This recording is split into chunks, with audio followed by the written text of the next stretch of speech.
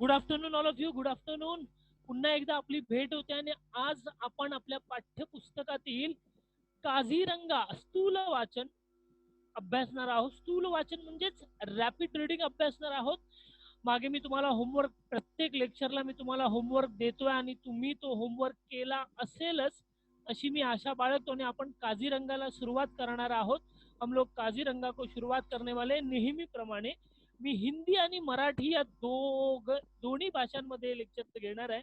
काझीरंगा एक national park आहे. तिथे रायनो म्हणजे ज्याला एक शिंगी गेंडा म्हटलं जातं त्याच्याविषयी आपण अभ्यासणार आहोत.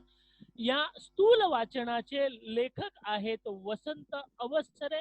इस स्थूल वाचन के लेखक है वसंत अवसरे. हम लोग स्टार्ट करते हैं. सबसे पहले हम लोग देखने वाले लेखक का परिचय. लेखक यांचं नाव आहे वसंत अवसरे. जन्म आहे 1907, मृत्यू आहे 1976, 1976. कविता संग्रह आहे यात्री. प्रवास वर्णने त्यांनी लिहिलेली आहेत. भिक्षूंच्या प्रदेशातून, लाल नदी, निळे डोंगर ही त्यांची काही प्रवास वर्णने आहेत. आणि सुरुवात करतोय आपण आपल्या प्रस्तावनेला. काझीरंगा हे स्थूल वाचन लेखक वसंत अवसरे यांनी लिहिले आहे. या स्थूल वाचनामध्ये या पाठात भारतातील आसाम जो राज्य है अपने यहाँ पे, वहाँ पे एक बड़ा सा नेशनल पार्क है जिस नेशनल पार्क को काझीरंगा नेशनल पार्क कहा जाता है. आसाम राज्याचे भूषण असलेल्या काझीरंगा या अभयारण्यात विक्रोली से ओवैसी कोई तो है, देख जरा. अभयारण्य म्हणजे नॅशनल पार्क येथे केलेल्या जंगल सफारीचे मनोवेधक चित्रण येथे केलेले आहे. विक्रोली से ओवैसी जो है, काइंड रिक्वेस्ट स्टूडेंट्स, प्लीज आप डिस्टर्ब मत कीजिए, आप सुनिए मेरी बात. आपको कोई अप्रूवल नहीं मिलने वाला है स्क्रीन कंट्रोल करने के लिए. Please do this again. Kaziranga या अभयारण्यात केलेल्या जंगल सफारी यानी जंगल में घूमना, प्राणियों को देखना, मनोवेधक, मन को मोह लेने वाला चित्रण प्रस्तुत पाठ में लेखक जो है उन्होंने किया हुआ है. आपल्या समोर नेहमीप्रमाणे दोन प्रश्न येतात. या पाठाचे लेखक कोण आहेत? या पाठाचे लेखक आहेत वसंत अवसरे. आणि या पाठात कशाचे वर्णन केलेले आहे तर आपल्या प्रस्तावना आहे. या पाठात भारतातील आसाम राज्याचे भूषण ओके असलेल्या काझीरंगा या अभयारण्यात नॅशनल पार्क मध्ये केलेल्या जंगल सफारीचे मनोवेधक चित्रण येथे केले. चला आपण आपल्या पाठाला सुरुवात करतोय. आपल्यासमोर स्क्रीन आलेली आहे. पहिला पॅरेग्राफ. सुमारे 265 चौरस किलोमीटर विस्तार असलेली काझीरंगा पशुस्थळी अथवा अभयारण्य साऱ्या भारताचे भूषण आहे. भूषण यानी ग्रेट, प्राउड फील करने वाली बात. एक आफ्रिका सोडल्यास इतके विविध आणि असंख्य पशुपक्षी आपल्याला आसाम शिवाय जगाच्या पाठीवर इतरत्र कुठे आढळत नाहीत. दोस्तों यहाँ पे हम लोग देखने वाले हैं विक्रोली से Rishit. Kind request, please don't disturb Rishit. आप थोड़ा ध्यान दीजिए. आप कोई भी अप्रूवल के लिए मुझे मैसेज ये मत दीजिए रिक्वेस्ट. सुमारे 265 यानी 265 स्क्वेअर किलोमीटर विस्तार यानी स्प्रेड असलेली काझीरंगा. सांगितलं ना, काझीरंगा भारतामध्ये आसाम जे राज्य आहे त्या आसाम राज्यामध्ये एक फार मोठं नॅशनल पार्क आहे. जसं आपल्या मुंबईमध्ये संजीव गांधी नॅशनल पार्क आहे बोरिवलीला. ओके, तसं काझीरंगा एक नॅशनल पार्क आहे. पशुस्थळी, पशु यानी प्राणी, पक्षी और स्थल यानी जगह जहाँ पशु पक्षी रहते हैं ऐसी जगह अथवा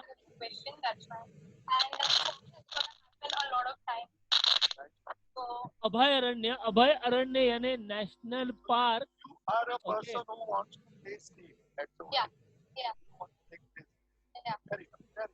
ओके निशांत जी, आपके क्या विचार है? विविध आणि असंख्य पशुपक्षी आसाम. शशी, हॅलो.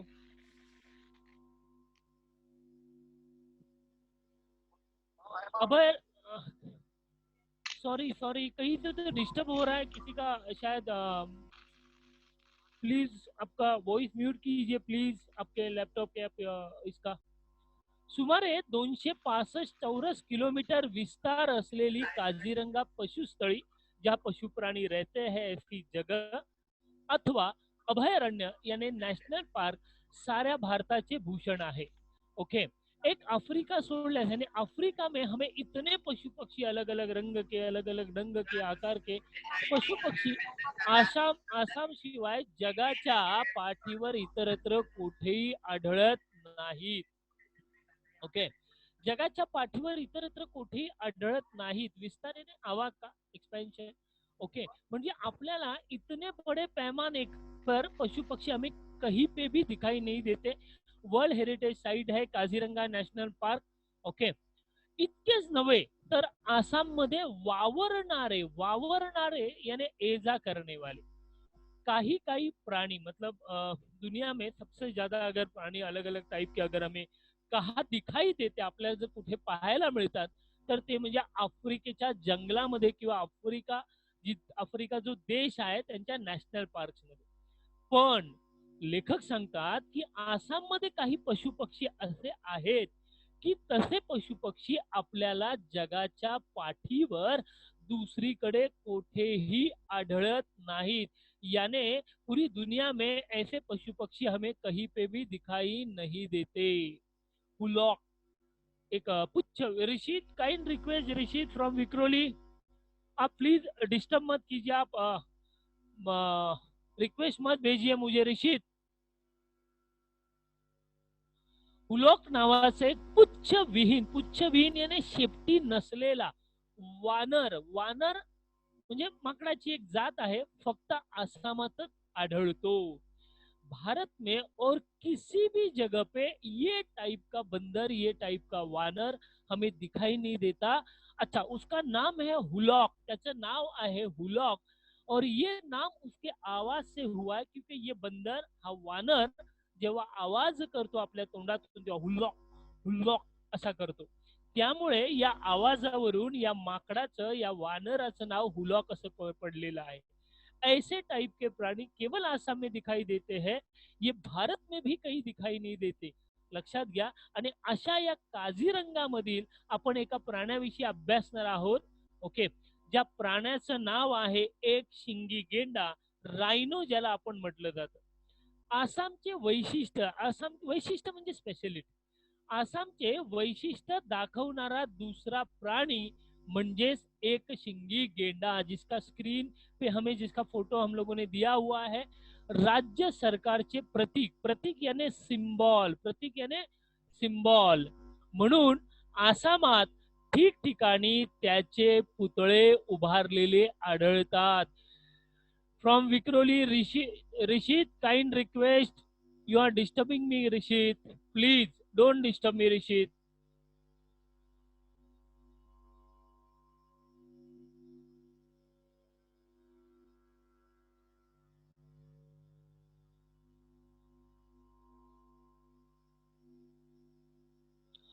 उभारलेले आढळतात। कुणी म्हणेल हा अगदी निर्बुद्ध, निर्बुद्ध म्हणजे बुद्धी नसलेला प्राणी। एक कसं आहे ना, एक शिंगी गेंडा अगर आपने देखा रहेगा, बघा आपल्याला मोर आवडेल, आपल्याला वाघ आवडेल, आपण हुशार प्राण्यांची निवड करू। पण आसाम हे जे राज्य आहे, आसाम ये जो राज्य है, उन्होंने as a symbol of Assam, Assam से एक प्रतीक म्हणून त्यांनी एक शिंगी गेंडा रायनोची सिलेक्ट केलेली आहे। तुम्ही जर आसाम मध्ये गेलात, अगर आसाम में आप जाओगे तो आपको जगह जगह पर प्रत्येक ठिकाणी, बऱ्याच ठिकाणी तुम्हाला एक शिंगी गेंड्याचे पुतळे उभारलेले दिसतील। अगर आप उसे देखोगे तो आप कहोगे कि अगदी निर्बुद्ध, निर्बुद्ध यानी जिसमें बुद्धी नहीं होती असलेल्या एखाद्या राज्याचे प्रतीक म्हणून हा का पसंत केला जावा। लेकिन आसाम को ये पता है। नेक्स्ट, पण प्रथम दर्शनी वाटतो तितका हा प्राणी टाकाऊ नाही। बघा, एकतर हा प्राणी फार मोठा प्राणी आहे, दिसायला आकाराने मोठा आहे। ओके, आकाराने मोठा असणारा हा प्राणी आहे, त्यामुळे लेखक सांगतो ऋषित विक्रोली से ऋषित, काइंड रिक्वेस्ट ऋषित, आप डिस्टर्ब कर रहे हो मुझे प्लीज। पण प्रथम दर्शनी वाटतो तितका हा प्राणी टाकाऊ नाही. टाकाऊ नाही यानी बिना काम का है नहीं, लक्षात घ्या. कोणीतरी मतलब अगर हम लोग पहली बार एक शिंगी गेंडा ज्याला राइनो म्हटलं जातं, जर हम लोगों ने उसे देखा तो हमें लगेगा अरे ये प्राणी किस काम का. लेकिन लेखक कहते हैं, वसंत अवसरे कहते हैं, कोणातरी कोई तो इंग्रजी कवीने गेंड्यावर राइनोवर एक लहानशी कविता केलेली आहे. वो कविता फिलहाल यहाँ दी नहीं है, लेकिन उस कविता में वो कवि कहता है कि इंसानों से भी बढ़कर, इंसानों से भी ग्रेट है ये राइनो, यानी एक शिंगी गेंडा. म्हणून लेखक सांगतायत, कोणातरी इंग्रजी कवीने गेंड्यावर एक लहानशी कविता करून तो माणसांपेक्षा कसा श्रेष्ठ आहे हे दाखवले आहे. चला, आता आपण आपल्या पाठाला ऍक्च्युअल मध्ये सुरुवात करणार आहोत. एखाद्याचा पुतळा पाहणं, किसी का स्टैच्यू देखना, और सही बात है दोस्तों, शेर को जंगल में देखना और शेर को किसी नेशनल पार्क में पिंजरे में देखना, या उसी नेशनल पार्क में उसे लाइव देखना, ये दोनों अलग चीजें हैं दोस्तों, लक्षात घ्या. लेखक आपल्याला तेच सांगतो की एखाद्याचा पुतळा पाहणं, स्टॅच्यू देखना, आणि त्याला प्रत्यक्षात पाहणं यात फरक असतो. इसमें जमीन आसमान का अंतर होता है. मी तर गेंडा व त्याच्याबरोबर आसामातले इतर पशु पक्षी ही प्रत्यक्ष व जवळून, प्रत्यक्ष याने लाईव्ह, डायरेक्टली व जवळून पाहण्याची संधी मिळावी म्हणून काझीरंगाला आलो होतो. लेखक सांगतो, मी काझीरंगाला का गेलो, कारण मला राइनो बघायचा होता, एक शिंगी गेंडा बघायचा होता. उसी प्रकार केवल वही नहीं था, आसाम के बहुत सारे पशु पक्षी मुझे देखने थे. शायद वैसे पशु पक्षी भारत में और कहीं दिखाई नहीं देते. त्यामुळे मला ती संधी हवी होती म्हणून मी काझीरंगाला आलो. अशा ठिकाणी वन्य पशु यानी जंगली प्राणी, अशा ठिकाणी वन्य पशु बहुधा लगभग सकाळी लवकर अथवा सूर्यास्ताच्या वेळी पाहायला मिळतात. कारण सुबह सुबह या शाम के समय में सूरज ढलती ये प्राणी पानी पीने के लिए, पानी जहाँ होता है ऐसी जगह आ जाते, घूमने निकलते हैं, तो वहां पे ये हमें देखने मिलते हैं म्हणून सांगितलं, अथवा सूर्यास्ताच्या ठिकाणी आपल्याला पाहायला मिळतात. आदल्या रात्रि यानी पहले, एक दिन पहले जो रात थी, मतलब आज समझो आज अपनी 25 तारीख है, तो 24 तारीख को रात को आदल्या रात्री खूप पाऊस पडला होता. बघा, आसामामध्ये असाही पाऊस खूपच पडतो. हाल ही में आपने देखा रहेगा, पिछले साल आसाम में बहुत बड़ी बाढ़ आई थी दोस्तों, और बैड लक ऐसा था कि काजीरंगा में पूरे नेशनल पार्क में कमर से भी बढ़कर, मतलब एक बहुत बहुत बहुत पानी भर गया था. न जाने कितने पशु पक्षी प्राणी वहां पे मर गए. बैड लक हो गया ये. ओके, आदल्या रात्री खूप पाऊस पडला होता. एक दिन पहले बहुत बारिश हुई थी. तेव्हा सकाळी जर पावसाची बुरबुर, बुरबुर यानी रिपरिप, मतलब थोडा बहुत पाऊस चालू राहिला तर जंगलात जाणे कठीण होते. लक्षात घ्या, कारण पुरा मड है, कीचड़ है वहां पे. लक्षात घ्या. आणि अशा जंगलामध्ये फिरणं ही साधी गोष्ट नव्हती. म्हणजे अगदी पायाने जर आपण चालत चालत फिरायचं म्हटलं तर अपने पैर घुटने तक जमीन में कीचड़ में फंस जाएंगे और हमें चलने भी नहीं मिलेगा. म्हणून लेखक सांगतो की आदल्या रात्री खूप पाऊस पडला होता, और बारिश, थोड़ी बहुत भी बारिश अगर ऐसी चलती रही तो जंगल में जाना बहुत कठिन होने वाला था. लेकिन पण लेखक सांगतो, माझे नशीब जोरदार होते, लेकिन मेरा नसीब अच्छा था. लक्षात एक वेगळं थ्रिलिंग असतं. ताडोबा नावाचं एक जंगल आहे, तुम्ही बघितलं असेल महाराष्ट्रामध्ये ताडोबा. कधी जायला मिळालं तर नक्की भेट द्या. आपल्याला 10वीला ताडोबा जंगलाचा एक धडा देखील आहे. पण इथे आपण एक शिंगी गेंडा बघतोय, तिथे आपण एका वाघाला पाहणार आहोत, वाघिणीला पाहणार आहोत. ओके, आणि सांगितलं ना, जंगलात जाऊन प्राण्यांना प्रत्यक्ष भेटणं हा एक वेगळा अनुभव असतो. कधीतरी तुम्ही करून बघा, मी स्वतः केलेला आहे, त्यामुळे खूप थ्रिलिंग असतं ते, थ्रिल असतं ते, एक वेगळा एक्सपिरियन्स, अनुभव असतो. आणि त्या अनुभवासारखी मजा आपल्याला इतरत्र कोठेही बघायला मिळत. लेखक सांगतो, पाऊस पडला होता, अगर दूसरे दिन भी ऐसी बारिश अगर चलती रही तो शायद, ओके, तो शायद मुझे जंगल जाने ना मिले. पण माझे नशीब जोरदार होते. दुसऱ्या दिवशी सकाळी आकाश पूर्णपणे निरभ्र होते. निरभ्र याने शुभ्र, म्हणजे पाऊस जरा देखील नव्हता. लक्षात घ्या, निरभ्र. Rishit from Vikhroli. Rishit, kind request दोस्त, please don't disturb me. Rishit, you are disturbing me, please. दुसऱ्या दिवशी सकाळी आकाश पूर्णपणे निरभ्र होते. निरभ्र म्हणजे स्वच्छ होते, ढग नसलेले. बारिश आने के कोई भी चांसेस नहीं थे, न बारिश के बादल घने बादल वहां पे थे. पूर्वेचा वारा, मतलब ईस्ट दिशा से वाहणारा वारा देखील शांत होता. कि ये लाइन बहुत इंपॉर्टेंट है दोस्तों. आपने देखा होगा, या डिस्कवरी चैनल आप देखते रहोगे तो आपने देखा रहेगा कि जंगल के प्राणियों को बहुत दूर से ही पता चल जाता है कि कोई जंगली जानवर या कोई इंसान आने वाला है. ये कैसे होता है? तो जंगल में अच्छी खासी हवा बहती रहती है, और हर, इस दुनिया में हर इंसान हो या प्राणी हो, हर प्राणी के शरीर को एक गंध होती है, एक स्मेल होता है, और हवा के द्वारा वो स्मेल एक जगह से दूसरे जगह जाता है. त्यामुळे लेखक सांगतो, आम्ही जंगलात जाणार होतो, हम लोग जंगल जाने वाले थे, लेकिन एक बात अच्छी थी, एक तो बारिश नाही थी, आणि दुसरं वारा पण शांत होता, म्हणजे वारा वाहत नव्हता. त्यामुळे जंगलात फिरणाऱ्या जनावरांना आमचा वासही येणं कठीण होतं. लक्षात घ्या. त्यामुळे जंगली जानवर हमें तुरंत पहचान नहीं सकने वाले थे, और हमें बड़े आसानी से उन्हें देखने मिलने वाला था. म्हणून लेखक सांगतो, ही फार सुंदर होती गोष्ट आमच्यासाठी. Next line. काझीरंगाची भूमी ही कर्दम भूमि आहे. कर्दम म्हणजे चिखल.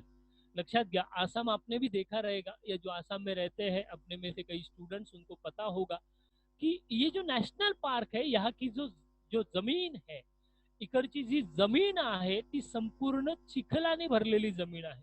म्हणजे इथे तुम्हाला जर या जंगलातून फिरायचं असेल, लक्षात घ्या, तर तुम्ही फक्त हत्तीवरूनच फिरू शकता.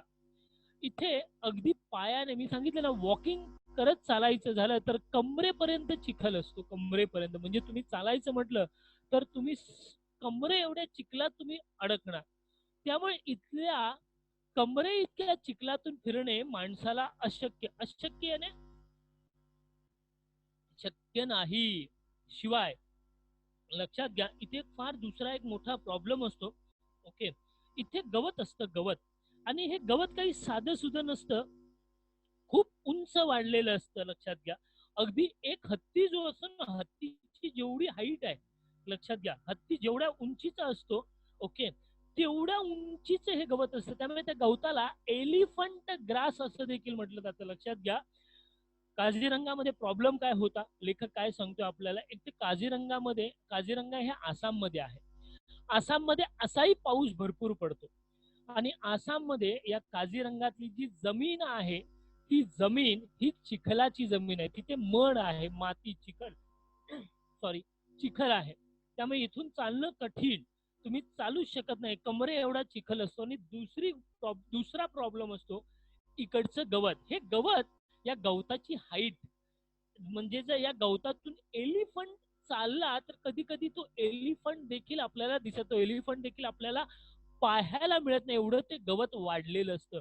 आणि या गवताला एलिफंट गवत असंही म्हणतात. त्यामुळे लेखक सांगतो, शिवाय इथे सर्वत्र इतके उंच गवत वाढलेले असते की त्यात हत्तीवर बसलेला माणूसही लपून जातो. मतलब अगर आप आसाम में घूमने निकले, किसी हाथी पर बैठ गए, तो हाँ, ना हाथी दिखाई देगा ना आप दिखाई दोगे. इतना हाइट तक वो घास, वो जो ग्रास होती है, ते गवत असतं, ते वाढलेलं असतं. त्यामुळे लेखक सांगतो फार कठीण असतं. अभी यहाँ पे आसाम जो सरकार है, उन्होंने यहाँ पे लोग जो घूमने आते हैं, लक्षात घ्या, जे पर्यटक येतात, जो नेशनल पार्क देखने आते हैं, उनके लिए उन्होंने कुछ सुविधाएं की है. त्यांनी जे पर्यटक आसाम मध्ये प्राणी बघायला येतात, त्या पर्यटकांसाठी काही सुविधा केलेल्या आहेत. प्रवाशांना, टुरिस्ट जे आहेत, प्रवाशांना या जंगलात फिरवून आणण्यासाठी आसाम सरकारने 15-20 हत्ती खास शिकवून तयार ठेवलेले आहेत. बिकॉज ऑफ त्या जंगलात जर तुम्हाला फिरायचं असेल तर हत्तीशिवाय दुसरा पर्याय नाही. कारण त्या जंगलामध्ये फार उंच वाढलेलं गवत असताना मी सांगितलं, घास कितनी बड़ी होती है, हाथी क्या हाथी पर बैठा हुआ इंसान भी दिखाई नहीं दे, इतनी हाइट उस घास की होती है. त्यामुळे हत्तीवरनच तुम्हाला फिरावं लागतं. अच्छा, ये जो हाथी होते हैं ना, ये हाथी, ओके, हे जंगलामध्येच फिरतात. त्यामुळे हे हल्ली वन्य पशूंना घाबरत नाहीत. ये हाथी जो है ये नेशनल पार्क में जो और जो जानवर है, जे प्राणी आहेत, त्या प्राण्यांना घाबरत नाहीत. त्यामुळे ते दाट दाट याने घना, दाट याने घना जंगलातून गवतातून देखील ते मार्ग काढू शकतात.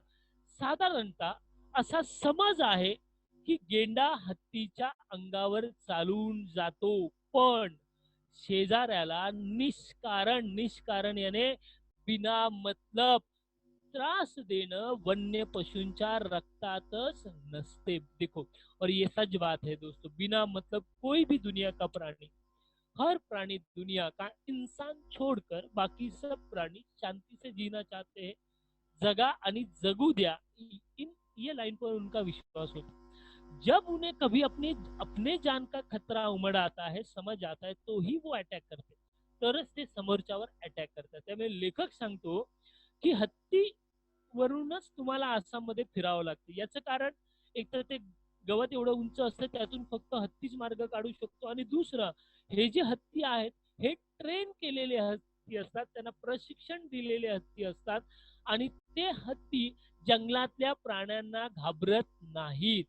फक्त असं म्हटलं जातं कधी कधी, बहुत कम पैमाने पर, कधी कधी गेंडा हत्तीच्या अंगावर चालून जातो, म्हणजे तो हत्तीवर हल्ला करतो, पण विनाकारण तो कोणालाही त्रास देत नाही. निष्कारण, अनावश्यक, अननेसेसरी, बिना मतलब वो लोगों को तकलीफ नहीं देते. पुढचा परिच्छेद आहे आपला, आपण पुढे जातोय. गेंडा देखील या नियमाला अपवाद नाही. अपवाद याने बाधा, एक्सेप्शन नाही. मतलब हा जरी मोठा प्राणी असला, याच्याकडे भरपूर ताकद असली, तरी राइनो आपल्या ताकदीचा गैरवापर, गलत इस्तेमाल नहीं करता. लक्षात घ्या. जाएंगे, और जंगली प्राणी है दोस्तों, सामने वाले को मारना, जीना, जिंदा रहना, ये जंगल का कानून है. तो कभी कभी एक दूसरा हादसा हो जाता है. क्वचित, कभी कभी, केव्हा तरी एकटा असलेला गेंडा समोर येणाऱ्या पशुवर धडक मारायला निघतो. लक्षात घ्या. कभी कभी ऐसे होता है, क्योंकि ये प्राणी जो है, एक शिंगी गेंडा किंवा राइनो, ये झुंड में रहने वाले, झुंड म्हणजे ग्रुप मध्ये राहतात, आणि कधीतरी असादा एकटा हा फिरत असेल आणि समोरून एखादा प्राणी जर आला आणि त्याला वाटलं की माझ्या जीवाला भीती आहे, शायद ये मुझ पर अटैक करेगा, तो बाय मिस्टेक ये कभी कभी उस पर अटैक कर देता है. पण ऐसा क्यों होता है? एकल कोंडेपना यानी एकटे रहने आवडणारा. लक्षात घ्या. बहुत बार ये जब पानी में रहता है तो झुंड में रहता है, जब घूमता है, लेकिन इन्हें अकेला रहना भी पसंद आ जाता है मित्रांनो, कारण हे जंगलातले प्राणी आहेत. लक्षात घ्या. बहुत बार ये झुंड में रहना ही पसंद करते, आपने डिस्कवरी में भी देखा होगा. ओके, अकेला रहना भी इन्हें पसंद आता है.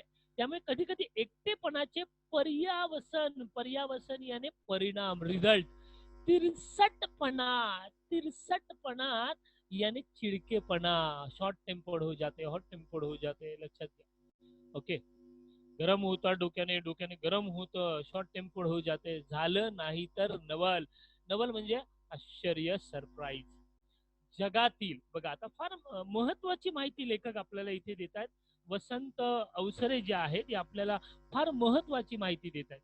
ते सांगतायत, जगातील प्रचंड काय यानी ताकदवर, लक्षात घ्या, जो बड़े ताकद में बड़े है, अवाढव्य प्राण्यात भारतीय एकशिंगी गेंड्याचा 4था नंबर लागतो. मतलब दुनिया में जो ताकतवर प्राणी है, उसमें भारत में पाए जाने वाला एक शिंगी गेंडा, राइनो, इसका पूरी दुनिया में 4था नंबर लगता है. 4था नंबर लागतो.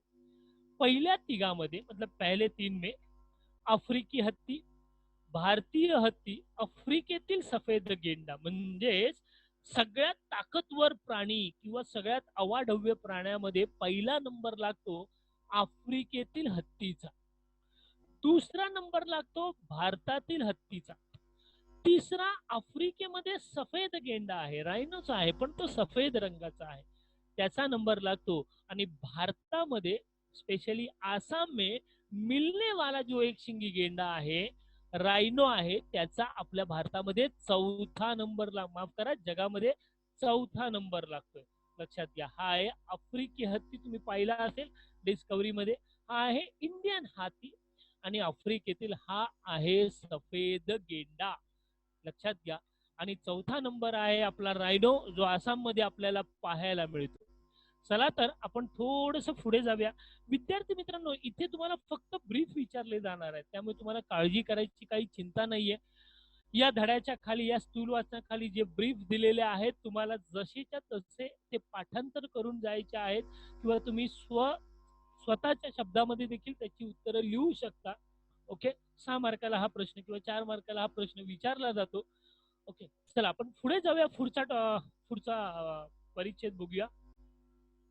जंगलात फिरण्यासाठी लेखक सांगतो, अभी लेखक गया भी था प्राणियों को देखने, पशुओं को देखने, क्योंकि जंगल में जाकर जंगली प्राणियों को लाइव देखना इसके जैसा दूसरा मतलब मजेदार कोई किस्सा है नहीं. म्हणून लेखक सांगतो की मी जंगलात गेलेलो होतो खास प्राण्यांना भेटण्यासाठी. जंगलात फिरण्यासाठी आसाम सरकारने तिकडे त्यांना फॅसिलिटीज दिलेली होती.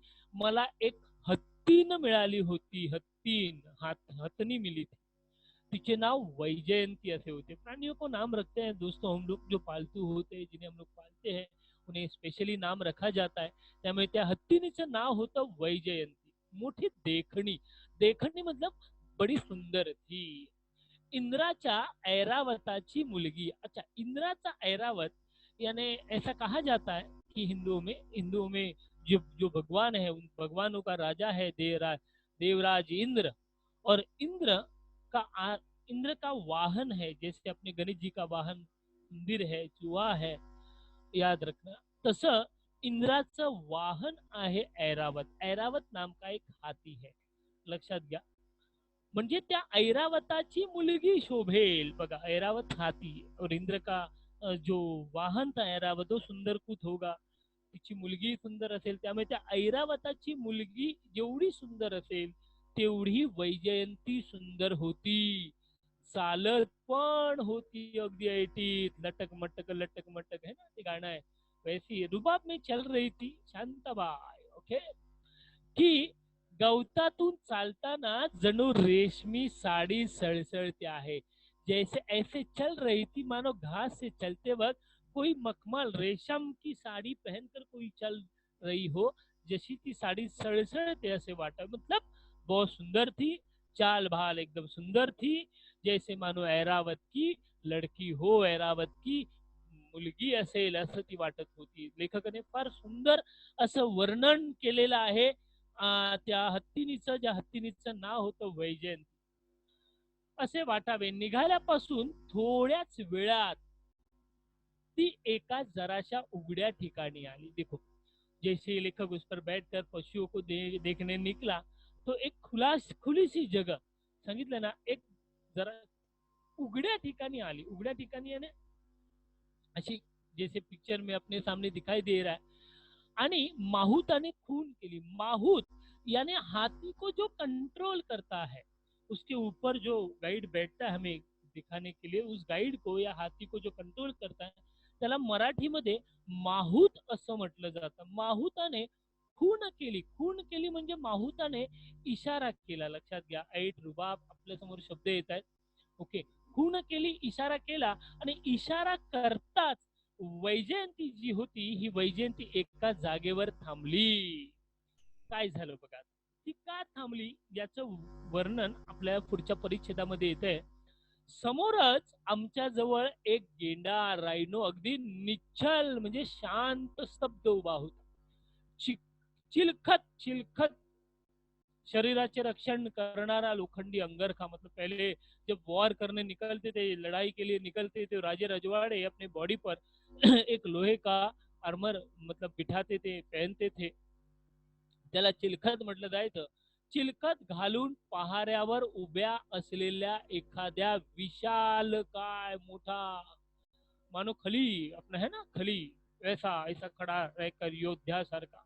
मतलब माहूत ने वैजयंती से कहा, वैजयंती यहाँ पे रुक। वैजयंती रुक गई तो सामने देखा कि एक शिंगी गेंडा उभा होता। आपने उसकी बॉडी को देखा रहेगा, मानो चिलखत पहनकर, कोई कवर पहनकर वो खड़ा ऐसा दिखाई दे रहा है। म्हणून लेखक सांगतो, चिलखत घालून पहाऱ्यावर उभ्या असलेल्या एखाद्या विशाल काय मोठ्या योद्ध्यासारखा, बड़ा पराक्रमी कोई योद्धा खड़ा हो, मानो अपने को चैलेंज दे रहा हो, ऐसा वो खड़ा था। जराशी मान हलवून त्याने आमच्याकडे पाहिले, लेखक की तरफ देखा, वैजयंती की तरफ देखा, वैजयंती पर बैठे हुए उन इंसानों को देखा, अपनी गर्दन थोड़ी हिला दी और मनी मन में उन्होंने उसने डिसाइड किया। लेखक कह रहा है, लेखक त्या एकशिंगी गेंड्याच्या हाव भाव से, उसके बॉडी के स्ट्रक्चर से, वो बॉडी को जो मूवमेंट दे रहा है उससे मानो लेखक कह रहा है कि वो ऐसा हमें बताने की, जताने की कोशिश कर रहा था की आपली जागा सोडून पुढे मागे होण्याची जरूरी नाही। यानी मैं मेरे जगह से न हिलने वाला हूँ, टस से मस भी, ना आगे ना पीछे जाऊंगा। आपको जाना है तो आप चले जाओ, ये हमारा घर है। आणि तो तसाच उभा राहिला। त्याचा फोटो घेण्याची माझी मनीषा, मनीषा म्हणजे इच्छा जाणून माहुताने हत्तीला चुचकारत म्हणजे इशारा दिले, ओके, उभी केली। आणि लेखक सांगतो, मी रायनोचे म्हणजे एक शिंगी गेंड्याचे मनसोक्त याने मन तृप्त होईल। कसं आहे, आजकाल आपण सेल्फी काढतो, लेखकाने त्याचे फोटो काढले, बस एवढा फरक होता। लेखकाने त्याचे फोटो काढले। अशा प्रकारे लेखकाला सर्वात पहिलं रायनोचं दर्शन घडलेलं होतं। रायनो स्वतः समोर आलेला होता, ओके। विद्यार्थी मित्रांनो, आपला टाइम इथे अप झालेला आहे, आपण इथे थांबतोय, ओके। फक्त तुम्हाला जाता जाता सगळ्यात पहिले सर्वांना रमजान ईदच्या सगळ्यांना हार्दिक शुभेच्छा, ओके। अल्लाह आपके जीवन में खुशियां भर दे, कोरोना जल्दी से जाए और हम लोग सब क्लासेस में मिले, यही मेरी ओर से आप सभी को बधाई या शुभकामनाएं। आणि जाता जाता फक्त होमवर्क एवढा आहे की हा धडा घरी तुम्हाला दोनदा मोठ्याने वाचायचा आहे। विद्यार्थी मित्रांनो, मी पुन्हा होमवर्क सांगतो, ये लेसन आपको घर पे 2 बार जोर से पढ़ना है। ये होमवर्क है आपके लिए, और मैं ये उम्मीद करता हूँ कि आप जरूर मैंने दिया हुआ होमवर्क घर पे करते रहोगे। यही उम्मीद करके मैं आपको हमेशा होमवर्क दे रहा हूँ दोस्तों, आपको ही ये होमवर्क करना है, okay. Thank you thank you. Hello Shashi, hello Shashi, शायद आपका लेक्चर गवत, गवत यानी ग्रास, ग्रास लपून, मतलब लपून यानी लपना छुपना। वासी, वासी यानी रहने वाला रहेगा। अच्छा, बहुत जन ताड़ोबा भी जाके आए, great great.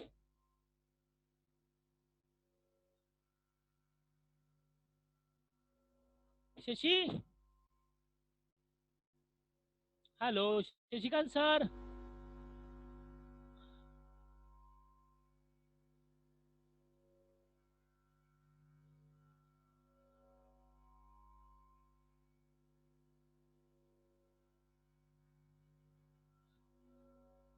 Bye bye guys, bye bye, take care, enjoy your life, bye, take care. Vikhroli से ऋषित, आपने आज मुझे बहुत तकलीफ दी ऋषित, आप बहुत तकलीफ दे रहे थे आज के लेक्चर में, please don't do it again.